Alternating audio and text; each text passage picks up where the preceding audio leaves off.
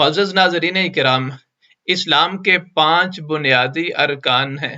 حدیث مبارکہ کے اندر آتا ہے، بخاری مسلم کی روایت ہے، سیدنا حضرت عمر ابن خطاب رضی اللہ عنہ فرماتے ہیں، نبی علیہ الصلوۃ والسلام نے ارشاد فرمایا، بنی الاسلام علی 5، اسلام کی بنیاد 5 چیزوں پر رکھی گئی ہے۔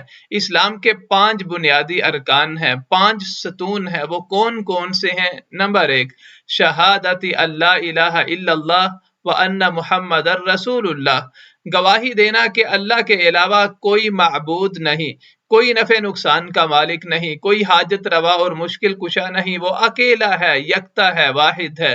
وَأَنَّ مُحَمَّدَ الرَّسُولُ اللَّهِ، اور محمد کریم صلی اللہ علیہ وسلم اللہ کے رسول ہیں۔ اور اسلام کا دوسرا رکن ہے اقام الصلاۃ، نماز قائم کرنا، جو کہ اللہ تعالیٰ نے ہم پر دن رات کے اندر 5 نمازیں فرض کی ہیں۔ نمبر 3، ایتاء الزکوٰۃ، زکوٰۃ ادا کرنا۔ جن لوگوں کے پاس مال ہے اور ان کا مال زکوٰۃ کے نصاب کو پہنچتا ہے تو ان پر سال گزرنے کے بعد زکوٰۃ کی ادائیگی کرنا فرض ہے۔ نمبر 4، بیت اللہ کا حج کرنا، یعنی جس مسلمان کے اندر بدنی اور مالی استطاعت ہے اس پر زندگی کے اندر ایک دفعہ حج کرنا فرض ہے۔ نمبر 5، وصوم رمضان، رمضان المبارک کے روزے رکھنا۔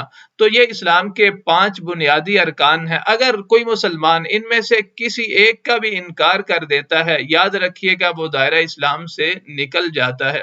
اللہ تعالیٰ سے دعا ہے اللہ تعالیٰ ہمیں ان پر پختہ ایمان لانے اور عمل کرنے کی توفیق عطا فرمائے۔